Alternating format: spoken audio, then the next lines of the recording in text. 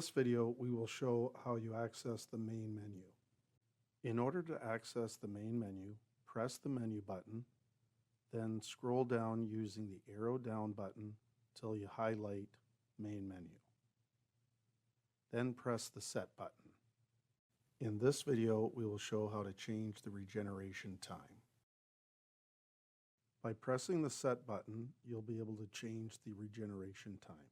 The factory setting is 2 a.m., but if you would like to change it, you can toggle between the arrow up or down buttons in order to change it in 15-minute increments. Then press the set button to confirm, followed by the menu button to back out. In this video, we will show how to program the control valve to regenerate based upon days. Press the down button to highlight Regen Days setting. Then press the Set button to access this screen. By using the arrow down or up buttons, you may change the number of days that the unit will regenerate. Then press the Set button to confirm, followed by the menu button to back out. In this video, we will show how to access the system capacity information. Press the arrow down button to highlight system capacity, then press the Set button to access this screen. You will notice that the system capacity cannot be changed. This is a locked-in value based on the hardness setting of the system. Then press the menu button to back out.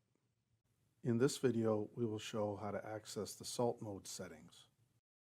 Press the down button to highlight salt mode setting, followed by the Set button to access this menu.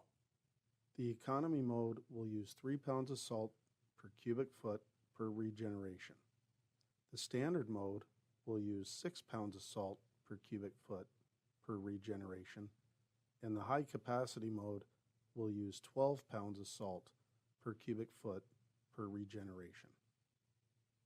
You can use the arrow down or up buttons to toggle your choice. For this case, the control valve was factory set as economy mode. If you wish to leave it the same, you'll simply just need to press the menu button to back out.